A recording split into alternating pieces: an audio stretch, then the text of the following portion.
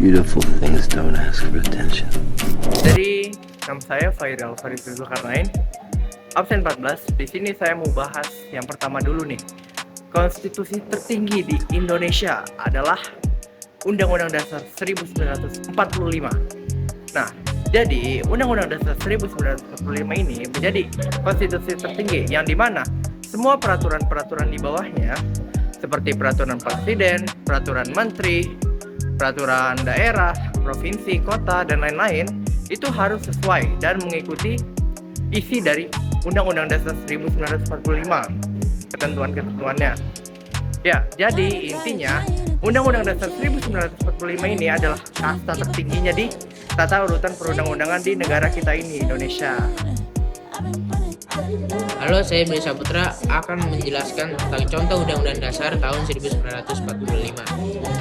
Jadi contoh pasal yang saya ambil adalah pasal 27 ayat 1 Undang-Undang Dasar 1945 yang berbunyikan tentang segala warga negara bersamaan kedudukannya di dalam hukum dan pemerintahan dan wajib menjunjung hukum dan pemerintahan itu dengan tidak ada kecualinya. Penjelasan dari pasal yang saya ambil adalah bahwa pasal itu berarti semua warga negara Indonesia memiliki kedudukan yang sama di mata hukum. Tidak boleh ada perbedaan kelakuan berdasarkan jabatan, kekayaan, atau status sosial. Semua orang harus taat dan menghormati hukum. Perkenalkan, nama saya Cantika Gracia Mutanjulu dari kelompok 5. Nah, Majelis Permusyawaratan Rakyat adalah lembaga negara yang memiliki kedudukan sebagai pelaksana kedaulatan rakyat.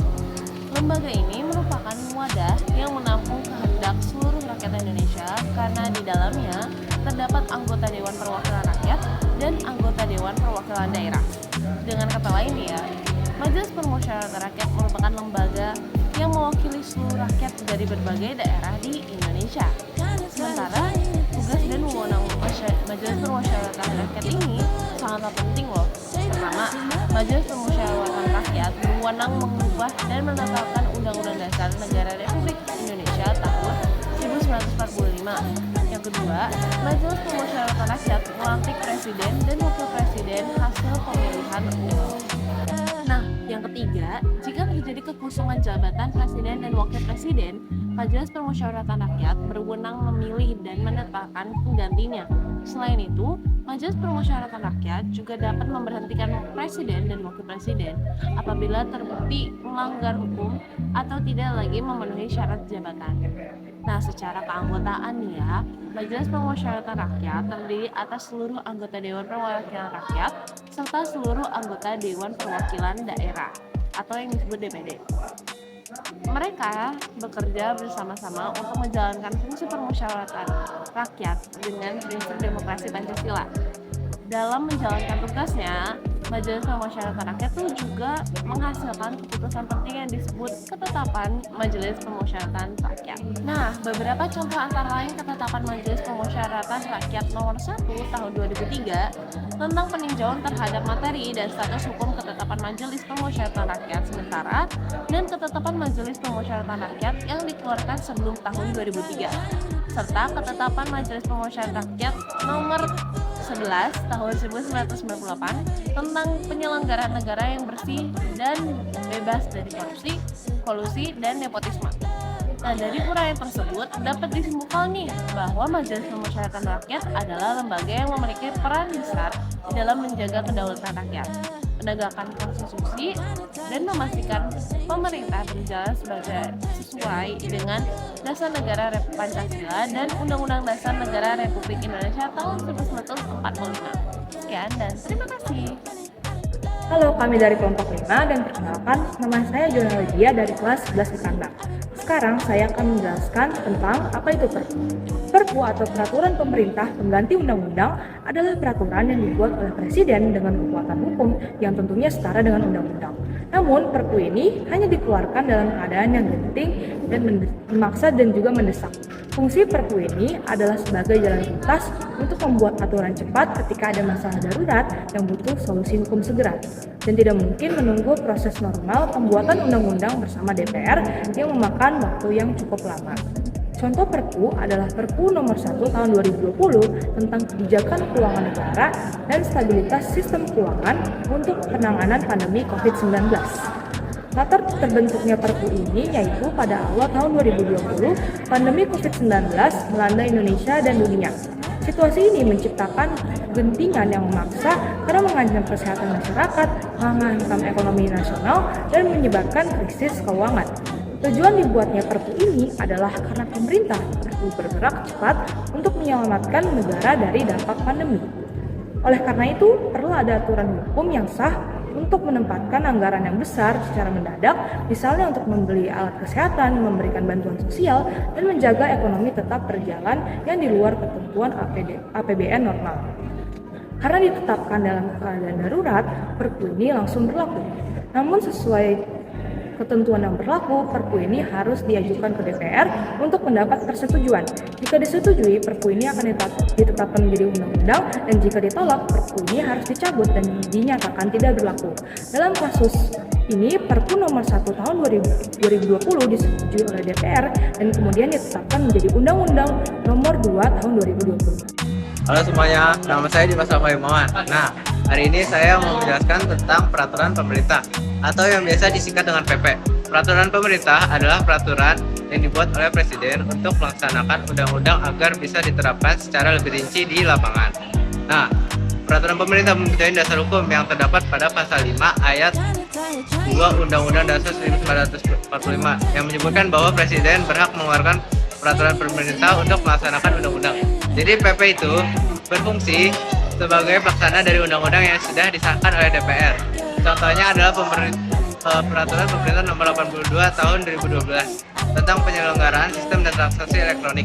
PP ini dikeluarkan oleh Presiden SBY sebagai pelaksanaan dari Undang-Undang nomor 11 tahun 2008 tentang informasi dan transaksi elektronik (UU ITE). Waktu itu perkembangan teknologi digital di Indonesia semakin pesat. Nah, jadi butuh hukum yang melindungi penggunanya seperti contohnya Tokopedia yang mempunyai dasar hukum bahwa wajib menjaga data penggunanya. Nah, itu saja contoh penerapannya di kehidupan sehari-hari. Terima kasih sudah menonton. Membahas peraturan presiden atau perpres. Nah, peraturan presiden ini adalah aturan yang dibuat dan ditetapkan oleh presiden untuk menjalankan perintah dari undang-undang atau peraturan pemerintah, atau untuk melaksanakan kekuasaan pemerintahan secara langsung. Dalam hierarki hukum, posisi perpres ini ada di bawah undang-undang dan peraturan pemerintah, tapi di atas peraturan menteri. Selanjutnya, peraturan presiden ini punya beberapa dasar hukum. Yang pertama ada pasal 4 ayat 1 Undang-Undang Dasar 1945 yang menyatakan bahwa presiden memegang kekuasaan pemerintahan, dan juga Undang-Undang nomor 12 tahun 2011 tentang pembentukan peraturan perundang-undangan yang telah diperbarui dengan UU nomor 13 tahun 2022.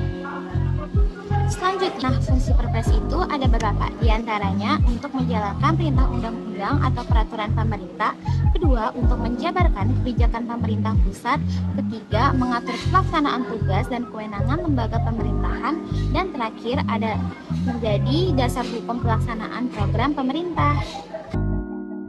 Nah, beberapa contoh perpres yaitu pertama ada Perpres nomor 63 tahun 2019 tentang penggunaan bahasa Indonesia yang mengatur penggunaan bahasa di ruang publik dan dokumen resmi.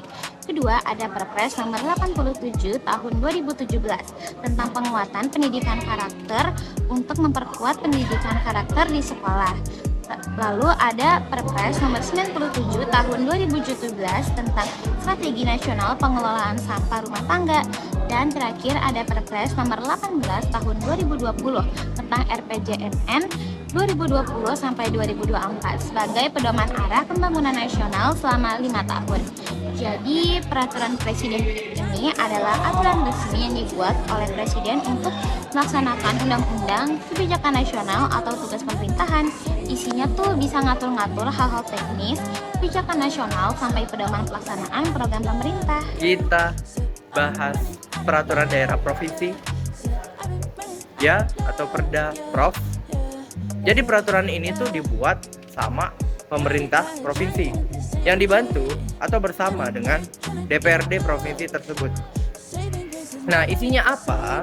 Isinya itu adalah hal-hal yang mengatur tentang keamanan, kegiatan-kegiatan, kebersihan. Ya, intinya dia bisa membuat aturan selaras dengan kebutuhan masyarakatnya. Jadi, aturan tersebut juga bisa memberikan keamanan, kebersihan lebih, dan kenyamanan tambahan juga buat masyarakat di wilayah itu. Nah, selanjutnya saya mau bahas contohnya nih. Contohnya saya ambil di Jawa Barat. Itu ada Peraturan Daerah Provinsi Jawa Barat Nomor 1 Tahun 2025 tentang penyelenggaraan riset dan inovasi di Jawa Barat ini. Jadi, Perda ini tuh mengatur tentang riset dan inovasi di Provinsi Jawa Barat, agar hasil dari riset dan inovasi itu bisa dipakai oleh kemajuan daerah Jawa Barat ini. Bisa untuk meningkatin layanan publik, fasilitas publik, dan lain-lain. Ya, begitu. Terima kasih. Halo, saya Billy Saputra dari kelompok 5 dengan nomor absen 7. Saya akan menjelaskan tentang peraturan daerah kabupaten atau kota. Jadi, peraturan daerah kabupaten atau kota adalah aturan yang dibuat pemerintah daerah dan DPRD untuk mengatur urusan serta kebutuhan masyarakat di wilayahnya. Dan contoh peraturan daerah yang saya ambil adalah Peraturan Daerah Kota Bandung Nomor 7 Tahun 2025 yang mengatur pemberdayaan dan perlindungan perempuan dengan tujuan menjamin hak, kesetaraan, serta mencegah kekerasan terhadap perempuan. Pemerintah daerah berperan menyediakan layanan dan kesempatan setara agar tercipta lingkungan yang aman dan inklusif bagi perempuan. Sekian, terima kasih.